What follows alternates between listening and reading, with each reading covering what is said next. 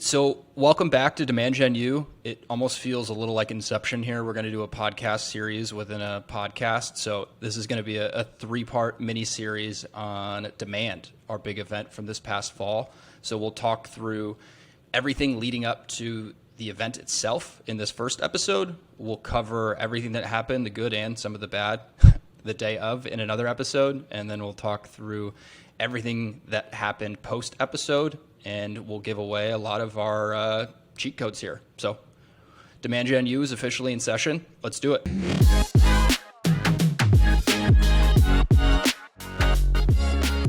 All right, Jason. So let's start out with a question first. What is a virtual event to you? Because I think people tend to use virtual events and webinars as the same thing. Yeah, and honestly, I don't even know if I've attended, if I attended an actual true virtual event before we had our own, which actually was maybe a benefit to me, but I just figured it was my expectations were sessions, of course, you know what I mean? And we got stages and things like that, and people will go about. But I was thinking in my mind, do we have several things going on at the same time, maybe? Or just you go to a normal conference and you're going into tracks. In my mind, I was like, how do you manage all that? What do you do for in between to keep people engaged? So when I started thinking about a virtual event, it was really more about I don't even know what it is because I haven't attended one before. And so I had a lot of questions. Yeah, I was just in my mind, I was like, I'm not sure what this would look like or what they are, but it sounds like we should do one. So we did. That's hilarious. Yeah, I think for me, it's more around a two-way interaction and engagement, and there's something for the audience too, because in webinars, it's really just a 30, 45, 60-minute long pitch slap, and you're talking to people instead of with people. So that's the big thing for me, and I'm really tired of people using virtual events and webinars synonymously because I can't really remember the last good webinar that I've been to. Mine. One of mine. One of yours. Question. So I think, and it's funny, one of the points that Jason made, I think holds really true in this case, in that I had never put on a virtual event either. So we'll talk through why I think that was an advantage for us in this case, because we couldn't use the mindset that I think you and I both hate, which is this is how it's always been done, therefore we should do it. So we'll give away a whole lot of this, but let's get into it first. How did you and Gil start coming up with the idea for Metadata doing a virtual event? Where did that come from? Yeah, so the first event we actually ever did was, I think it was October of 2019, and it was a customer event. And I had just started a month and a half before. I was consulting, so I wasn't even really full-time, and we started to plan this event. Gil had already identified the date, and we're going to do it in person. Of course, it was before pandemic. San Francisco, we had 30 customers, I think, at the time, maybe even less. And we put on a pretty decent first in-person event. Kendria helped us. She's Gil's admin. I think we had one, I can't remember, we had one other person helping with it that was here, and then it was me and Gil.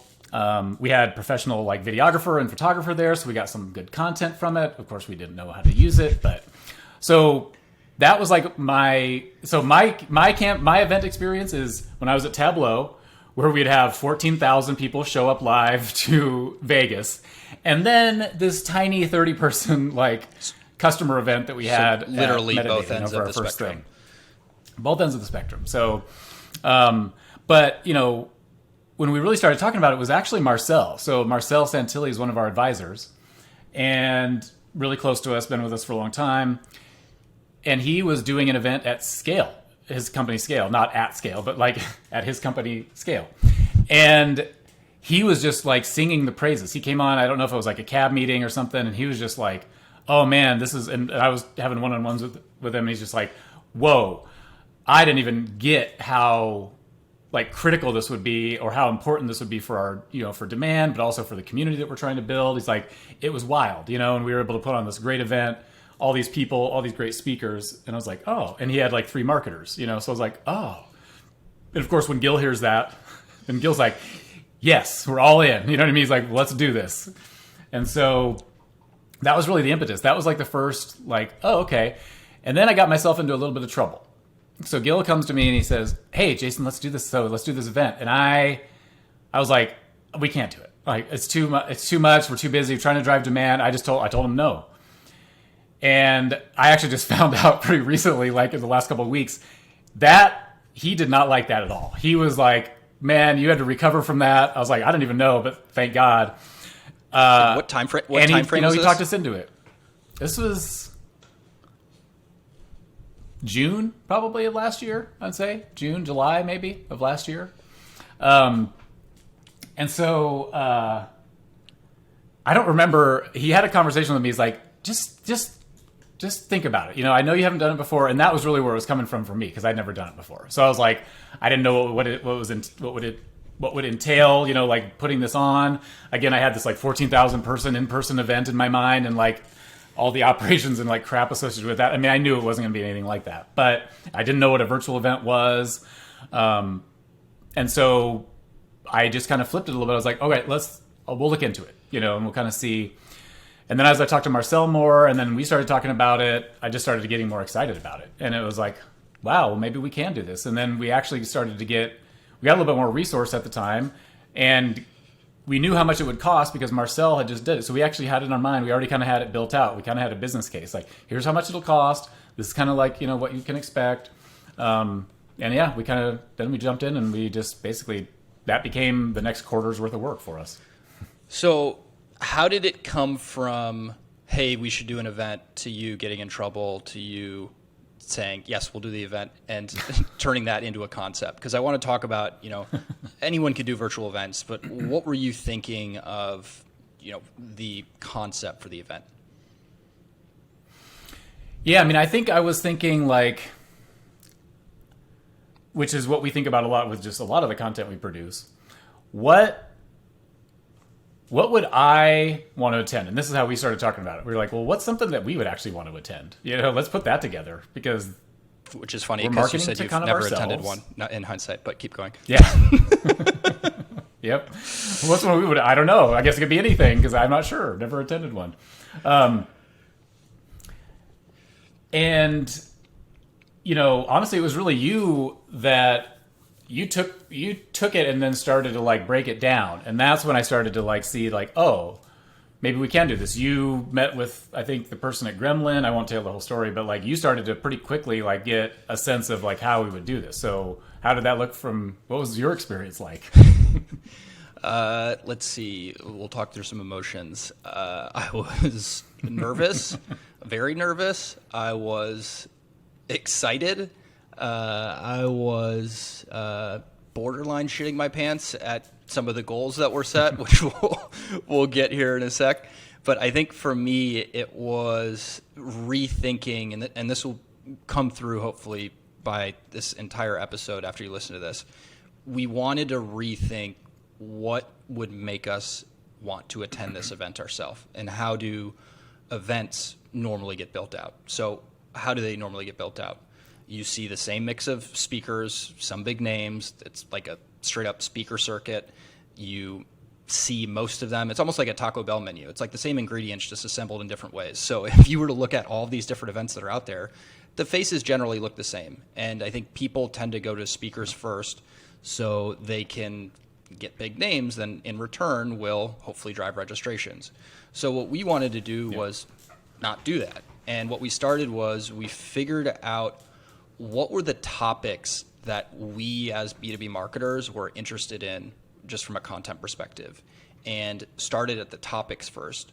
We went back and forth on the topics, and once we got like a really solid agenda of the different sessions that we were going to have, some being keynotes, some being how-to sessions, some being panels, then we figured out, okay, we've got a really solid agenda. Many of these topics we have not seen content before on. Now let's figure out the speakers. And I think that got us to think a little differently and match content to speakers instead of just saying, hey, do you want to speak at this event? You can present on whatever you want. Yeah. Yeah, and I think, and the reasons why do people go for big name speakers? Well, because they're going to ideally promote it for you, and then their followers are going to come and register and it's going to boost your numbers. And why do people want to boost their numbers? Because they're using it as a demand tactic, basically. And I know we're going to probably talk about this a little bit, but so that's why we were trying to think about this differently, and that's why we started with those topics. And yeah, it was, and the topics were broad. It wasn't just like this was a demand generation event, but our feeling is that as a demand gen professional, you have to know these other things. You have to know branding. You've got to know finance. You know what I mean? You got to plan out your demand. You got to be able to build those, like the financial models. And so we really took it from the whole set. You know what I mean? Like, what are all the things? PR, AR, we were just really trying to touch on like internal stuff, CEOs and relationships and sales and marketing relationships. And it was just like, yes, this is the stuff that people really need to understand. And almost like in a way where we touched the full set of disciplines, you know what I mean? Like across marketing, instead of really just focusing on one. But then we would always look at it from like the demand gen practitioner's perspective. And like, what kind of info would they need from this topic and this topic? And so, I love that approach. And I think that's one of the reasons why it was such a well attended and engaged event. Now, and then, like you said, we started adding speakers. Yep. Now, before we jump into speakers real quick, let's talk about the intent first, because I think people will be surprised when they hear this around what our intent was and why it works so well, I think, because of that. Yeah. I mean, and if there's like if somebody asked me like, what's the one thing that you think was really made this thing as successful as it was, it would be this. It was our intent going into it. Our intent going into it was never about leads we could follow up with to sell them metadata. It was, believe it or not, it wasn't. It was always about how do we help the community of B2B marketers, because that's our strategy, helping B2B marketers get better at their job, regardless if they use our platform, and doing that to build trust relationships with demand gen marketers. And then at some point, they will self-educate on our platform. They will figure out if it's right for them. We don't have to hit them over the head. We don't have to hard sell them and pitch slap them if we do our job right. And so that was our same intent with the event as we do with our advertising and our content. It's like, let's do this for the community. Let's try and build a community, because we actually want to be able to actually engage in a community of demand gen professionals and also have that give us feedback too on what we're doing and what we can do better. And so, it's that intent of us going in. That's why you didn't see us have a bunch of sponsors. We didn't have we had LinkedIn as a title sponsor because but just one. Did they get any of the leads? No. They didn't ask. They didn't. They don't want the leads either. And so they see the benefit of doing an event like this, putting their name behind it, and like just letting the audience experience it. And then, what are they going to do next? Will they come to your website, check you out? Maybe they'll ask for a demo. Maybe they'll engage and ask questions. And so that was really it. The intent was like, and we even told the sales reps, you don't get to follow up with these people afterwards. Yeah, we got all these thousands of people coming in, net new people. Sorry, these are not leads. A lead is when they actually ask for a demo. We did give them permission to communicate with them, but it was more like following up and, hey, did you see this content, that kind of thing. But so, it was really the intent. So one thing I want to add on the intent is this. We were very clear that this was not a metadata conference. Yes, Metadata hosted it, but we were not trying to talk about metadata and pitch slap people about metadata and disguise this as a big sales pitch. If you were to go back and listen to all of these different sessions, yes, some of the speakers that we had are customers and they may have mentioned metadata, but I was very clear leading up to it when we recorded some of these sessions and did calls beforehand. You are not trying to sell people on metadata, because that is not the focus of the event. And I think that is something that we will keep doing year over year when we have to do this bigger and better this year and beyond. But I think that's a huge differentiator if you're going to put on an event like this. Yeah. Yeah. And the speakers, everybody can feel it. That's the thing, because for example, a lot of us get invited to speak at events, and then like the second or third page of the prospectus is lead sharing. Oh God. And it's just like, second or third page in, they're already trying to pitch you on how many leads you're going to get. And, oh, if you deliver 100 leads, you get the full list. Like, no, that is not the right intent. And so, like, if that's why you're doing an event, please just don't do it. Like, I don't want to be attracted to it and then be let down. So just don't do it. All right, let's move on to goals, because I think this is going to be a funny topic for a couple different reasons. So how did we go about goal setting? How did you go about goal setting? I wish I knew. So I'm trying to actually remember how we set the goals. So the first thing was getting justification, right? So like I had to get justification for the spend. We assumed, so the budget was $50,000. We spent $107,000, but we made that conscious decision, and LinkedIn, we got a lot of funds from LinkedIn that we weren't expecting, and so that was why we were able to spend more. But I think what I did is early on, I think I took Marcel's breakdown of how he spent his money, and I think I did like back of the envelope math on, well, okay, if we spend $30,000 on promotion and we get a cost per lead of this, then we should be able to get this many registrations. And I'm pretty sure that's how I started it. And then I just came up with a number. I was like, 4,000 seems about right.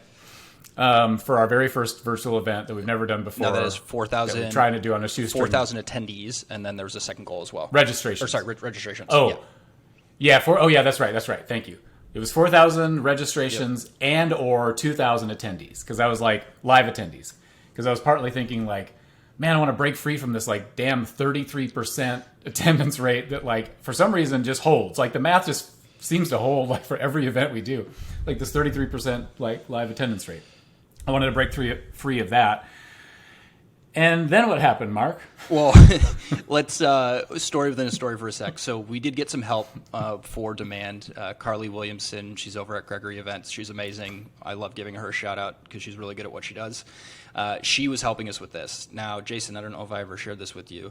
She was kind of laughing and felt bad for me at some of the initial goals that you set, because she was thinking, hey, I have a lot of experience here, and this is what you're setting goals in year one. Like, good luck. So I was like, oh, thanks, Carly. Like, this makes me feel awesome. So what happened was, and we'll get into this here in a sec, the goals changed probably midway through the the pre-promotion of this.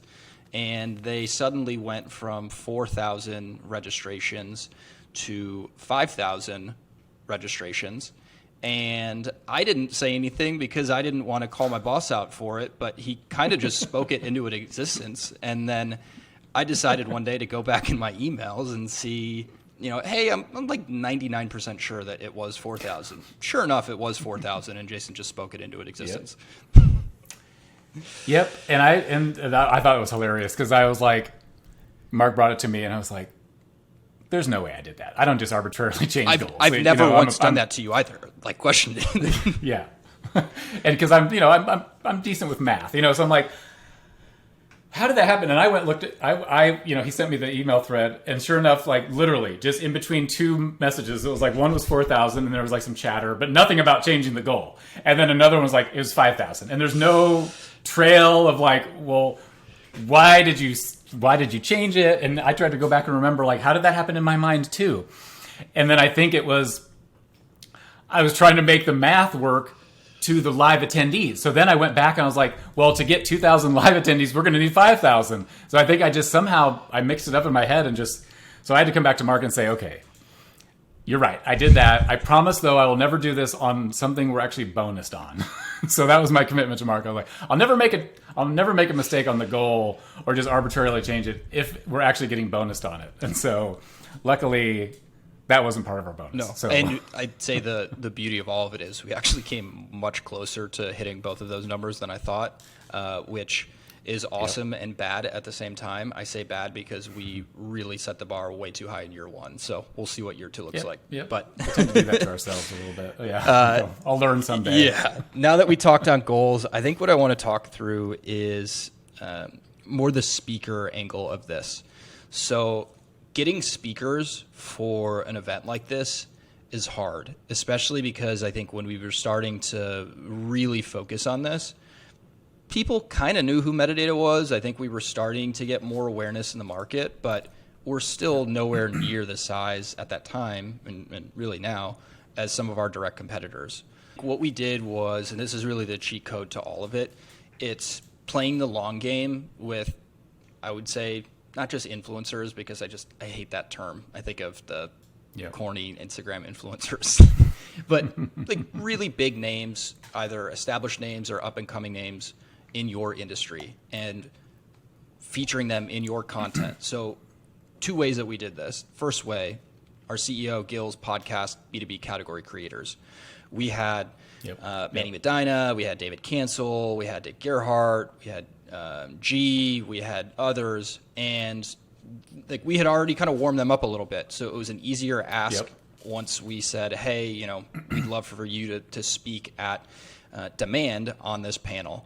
And then the other way that we did this was through the No Fluffs Given content series that we had put on last year. So that content series, and we'll probably do an episode on this, was really it's like a guest writing series where we were featuring other people, again, covering different aspects of B2B marketing to build that relationship with them. So those seeds were planted, at minimum 6 to 12 months in advance, and it becomes a much easier ask when you already have that relationship. So everyone that I asked said yes, which was awesome. And then I think the few that we didn't have relationships with, and here's another cheat code, once you have all of those speakers who've already said, yes, I want to speak on this particular topic, then you can use that in your social proof so that when you're reaching out to people who you have no relationships with, it's like, whoa, Dave Gerhardt's going to be here. Whoa, Manny Medina is going to be here. Whoa, Aaron Balsa is going to be here. Devin Reed. Of course I want to be in that same company. So using social proof and building relationships well ahead of your event, I would say that the 2 biggest cheat codes that we had to get an all-star lineup. The lineup was literally insane, and everyone said that. Yeah. And there's some cleverness that we did too. So like April Dunford, for example, none of us had relationships with her. We were like, we want her on. So Mark, you were like digging. You found out, oh, she's connected with Mark Organ. Oh, wait, Mark Organ even wrote, or like there's some like exchange of writing, a forward for somebody's book or something, and you surfaced that to me. I have a relationship with Mark Organ. I went to Mark Organ. Hey, this is what we're doing. Can you make the intro would you be willing to make the intro to April? He did. Then the social proof came in with April after that. Oh, look who we have. DG, David Cancel, blah, blah, blah. And that's how we got April Dunford. None of us knew her. Not one of us, Olivier, Gil, none of us knew her. And we were able to get her, and she was like one of our headlining speakers. And so leveraging the relationships, that's it again, like you put real time and effort into these relationships in business. You know what I mean? Because they do pay off. Like Mark Organ, I've met with him a lot. He's one of our investors. He's one of Gil's advisors. And he just loves what we're doing. He loves staying connected because he's an investor. So he likes to know what's going on. And then he's willing to do stuff like that, because he likes us. He likes working with us. And then we also promised everybody that, like, hey, we don't half-ass things. So, like, this is going to be a good event. We literally told people, you will be happy that your name was associated with this, because that's how strongly we felt like, hey, we're going to do this well. And thank God we did. So I want to talk about let's talk through the launch, really, and the promotion. And we'll talk through the launch first, and the promotion we can cover how we promoted it, how we used some of the speakers to promote it, and then some of the creative ways that we promoted it using different like paid tactics and B2C tactics. So there's a lot there first. So the launch. I think the big thing for the launch was 2 things. One, we had to launch it, which gave me so much anxiety without having all of the details finalized. And that's a very stressful, spot to be in. But 2, we were incredibly transparent about the fact that, hey, we do not have all of these details finalized yet, but know that we wouldn't do this unless we were going to whole ass it and put on an event that we ourselves would want to attend. And we were overly transparent about that in the follow-up email that came from me. Like, people were screenshotting it and putting it on LinkedIn. People were responding to it. It almost made people want to attend the event even more because of how transparent like we were in all of our communications. Like, hey, it's not final yet, but trust us. Like, we're going to put on something that you want to be there for. Yeah. And I think, if you remember, when we did that first, we wanted to have a center of mass, you know what I mean, defined that we could launch with that would give us a big splash. And so we did focus on, we didn't focus on the speakers first, but we focused on the big name speakers. Once we figured out the topics, okay, who are the big names that we can like really put up there? And we wanted, 3 or 4 of those kind of like headliners, basically.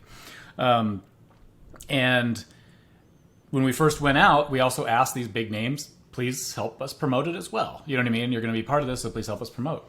And I think in that first day, didn't we get like 1,000 registrants in the at the launch? Wasn't it right around 1,000? Yeah, and it was in the middle of our second half company kickoff, and we launched it. Yep. And within 24 hours, we had close to 1,000. I know that we had 1,000 within a few days, but I think at that point it was a holy shit moment that, whoa, there's, I hate to say demand for demand, but there's a real interest in this type of event.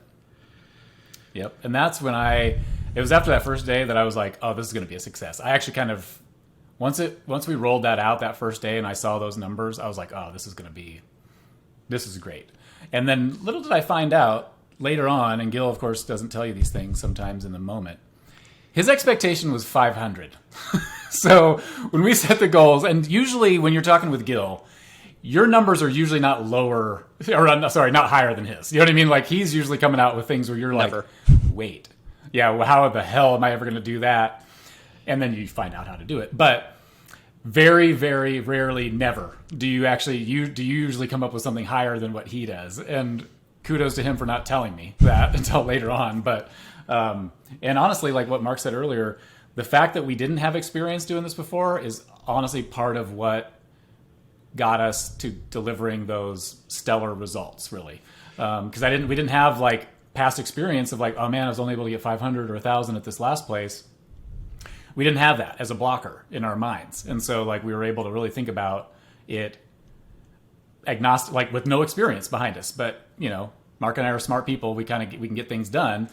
And we also have principles about how we want to do things. And we held to those. And all right, so let's talk about promotion then. I think the first real push that we did was through our own employees on LinkedIn. So and I'm sure we'll do another episode on this, we've got, I think it's the first company that I've ever worked at where all the employees are chomping at the bit to help market metadata. So thank you everyone at Metadata, because it makes our jobs easier and it helps amplify what we're trying to push out there.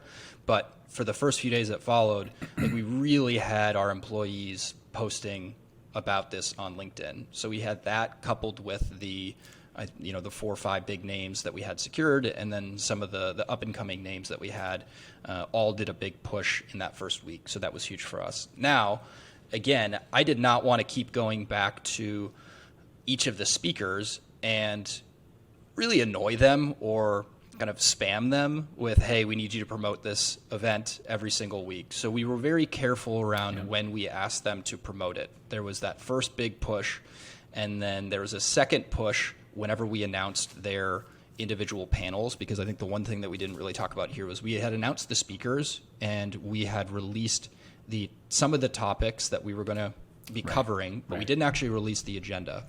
So there was another point where we released the agenda. We did a big push there because that was the first time that people could actually see which speakers were going to be talking about which particular topic and what time.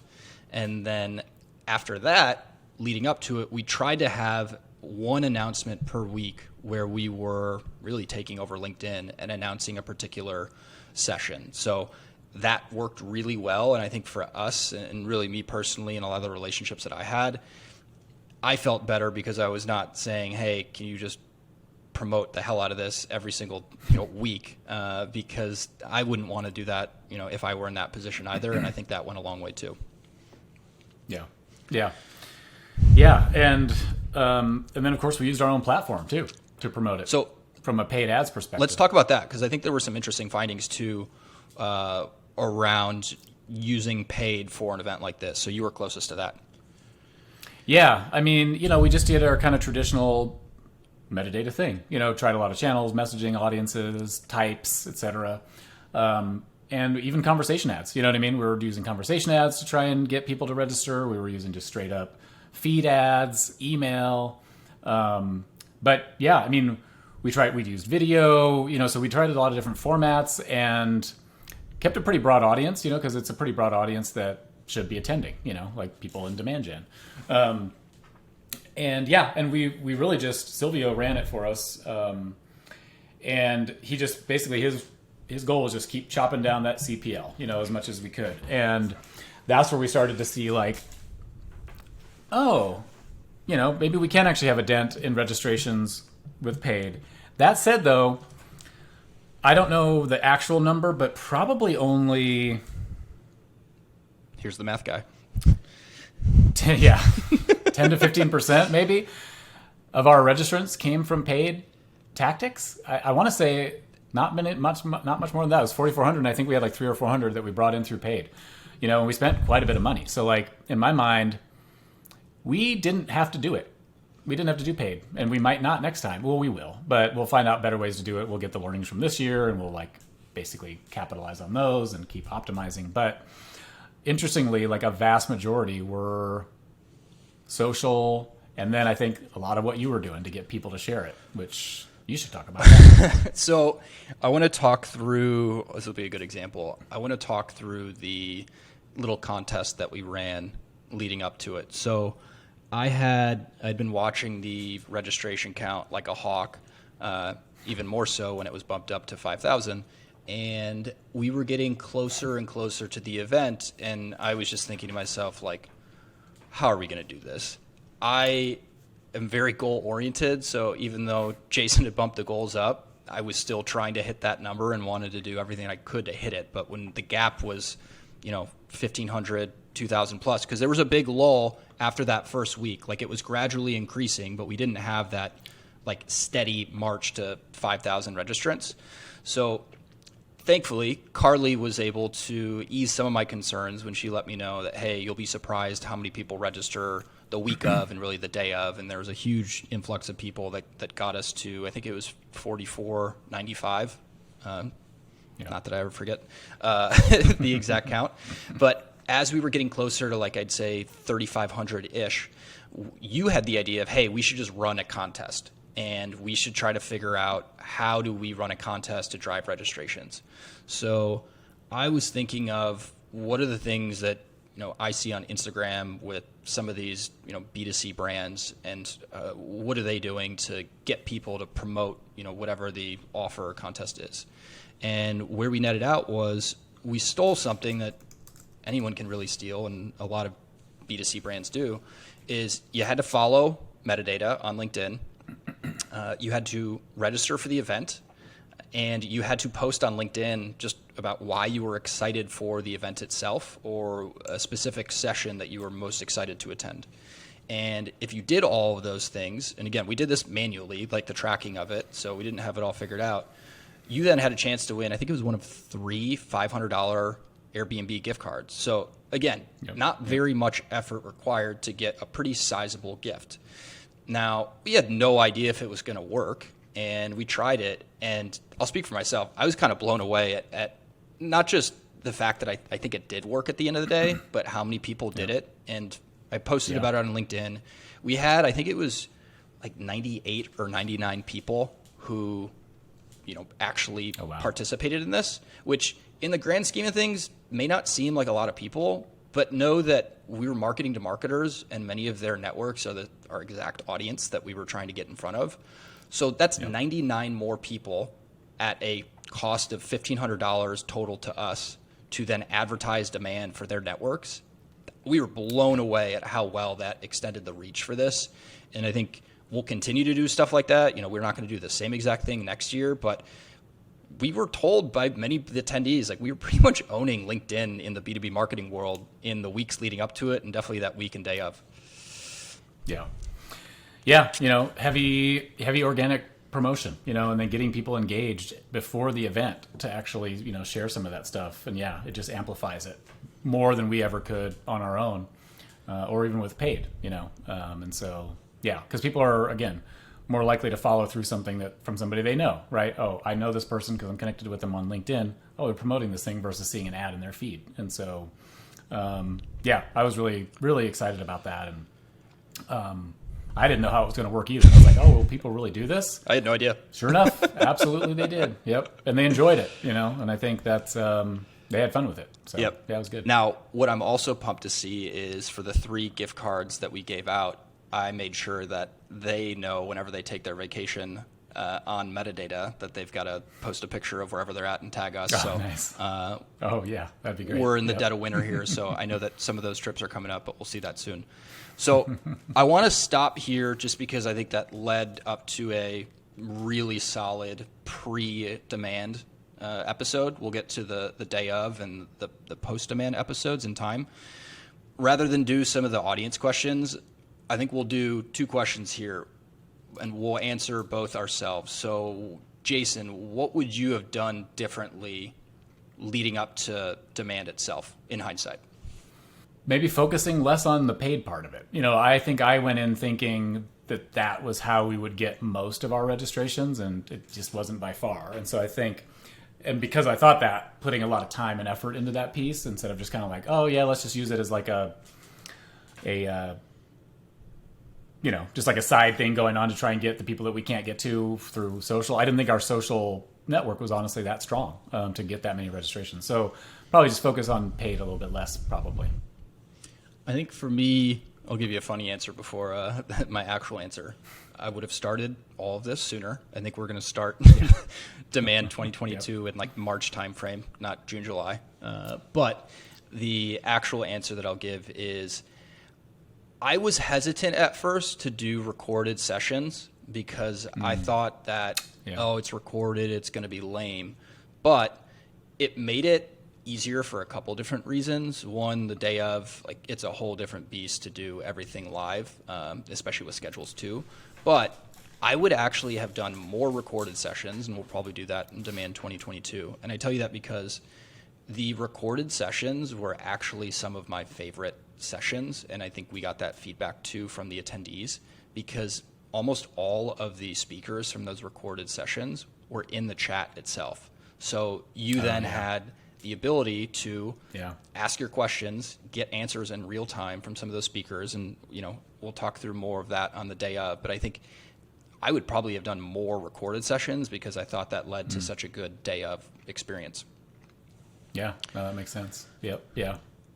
And then we'll do one last easy question. So 5-10 years from now, when somebody asks you, like, whoa, like you put on Demand 2021, hopefully they're saying that, what's the thing that you'll laugh about most leading up to the event?